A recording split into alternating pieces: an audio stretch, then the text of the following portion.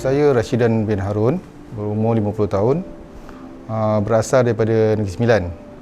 So, saya bekerja di sebuah restoran di Surabaya lah sebelum buat masa selama 2 tahun. So, sebelum kejadian tersebut, tak ada benda-benda yang tak diingini berlaku lah, sehinggalah kerajaan umumkan masa PKPD tu mungkin bisnes ada kurang sikit. So saya dan beberapa pekerja menilai, orang kata gaji semua kena potong 50%. Orang kata pendapatan tu taklah berapa dapat membantulah, tapi untuk meneruskan kehidupan tu alhamdulillah boleh lagi lah. Untuk orang kata membantu segi makanan ke apa ke boleh lagi. So waktu kejadian tu bermula pada 2 bulan lepas. Masa tu saya orang kata telah membuat satu perniagaan di luar permis tersebut dengan niat untuk membantu majikan saya.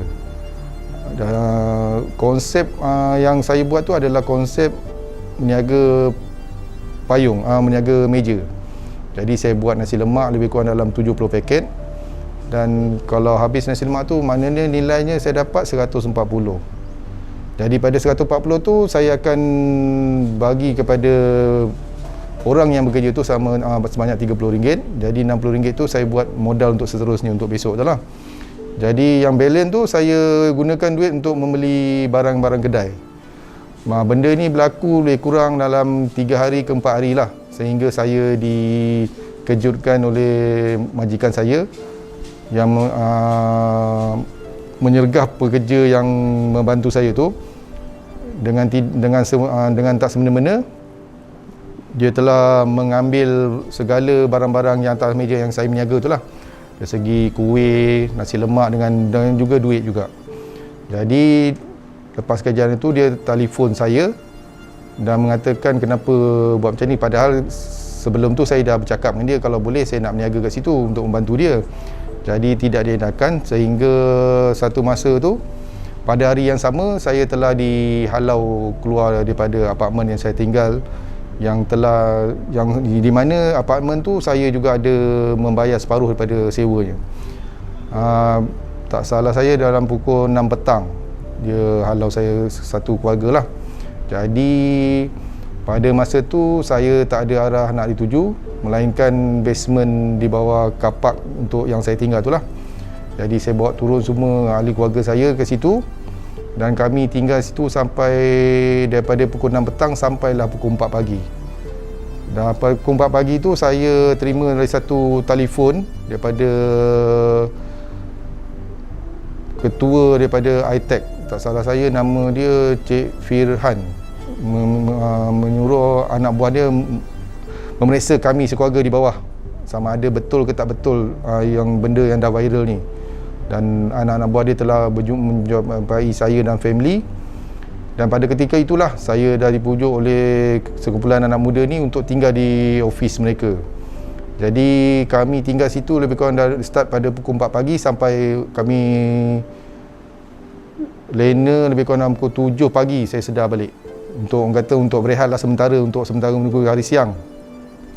Lepas tu alhamdulillah masa tu bila hari seterusnya saya telah dibantu oleh pihak JKM, Masjid Mustafa Kamal Cyberten ni, lepas tu dengan Lembaga Zakat. Sehingga kini saya dah sampailah satu tahap saya pun ada juga menerima bantuan daripada penduduk Cyberjaya juga. Dan dengan bermodalkan benda-benda itulah saya dengan isteri memulakan perniagaan kecil-kecilan. Pada kami orang kata tak nak mengharapkan sangat bantuan-bantuan pada orang kan, pasal kita ni masih punya kedrat untuk orang kata bekerja. Jadi buat setakat ni masa ni kita meniagakan secara kecil-kecilan lah daripada menjual nasi lemak. Sebab benda tu yang kata yang selama ni orang cari.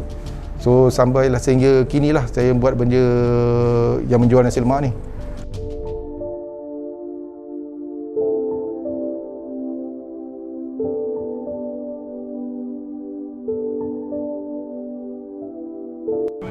pada asalnya benda ni sebenarnya tak ada, sebenarnya bukan kes besar pun. Sebab apa, anak saya ni ramai kawan-kawan dia, kawan-kawan dia semua duduk di KL.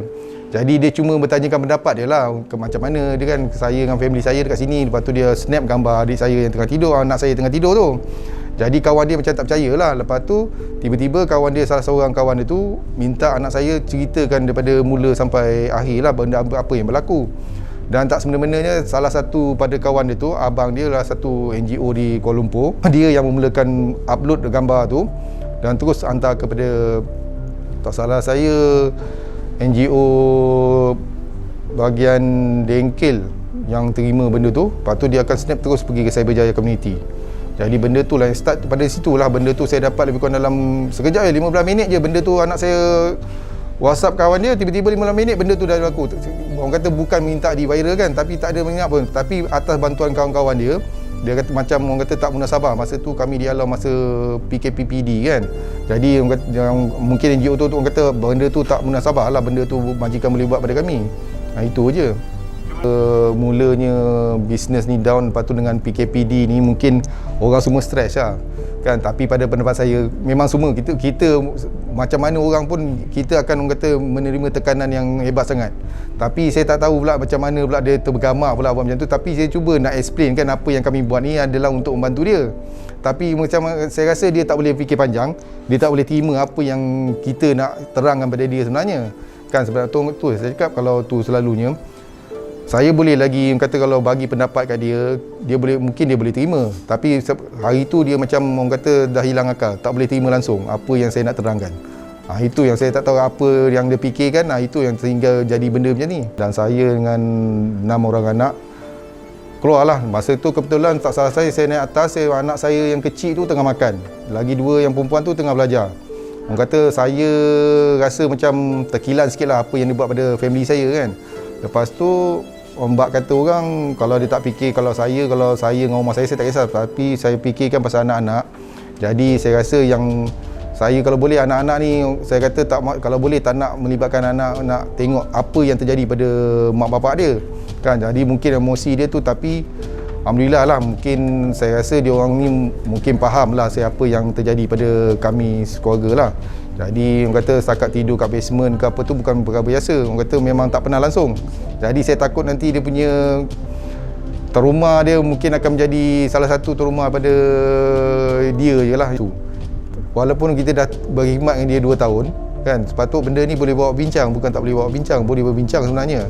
So kalau dia boleh terima apa yang kita cakapkan, insya-Allah benda ni takkan jadi. Kan, insya-Allah benda ni takkan jadi, dia pun faham, kita pun faham. Tapi kalau benda orang kata bila dah jadi macam ni, saya rasa macam orang kata ada juga ralat sikit daripada situ kan. Kadang-kadang manusia ni kadang-kadang bila dia dah bercakap baru dia dah fikir.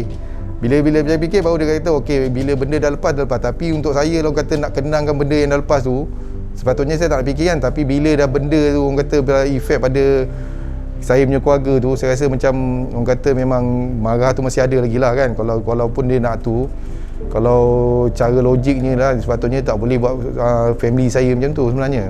Benda yang tak sepatutnya dia cakap dengan saya. Itu yang saya tahu. Sebab apa, yang saya frust tu, dia tiap kali setengah jam dia telefon saya suruh keluar pada rumah kan. Itu yang saya tak boleh terima lah sangat-sangat tu. Pasal seolah-olah saya tak bayar sewa pada situ.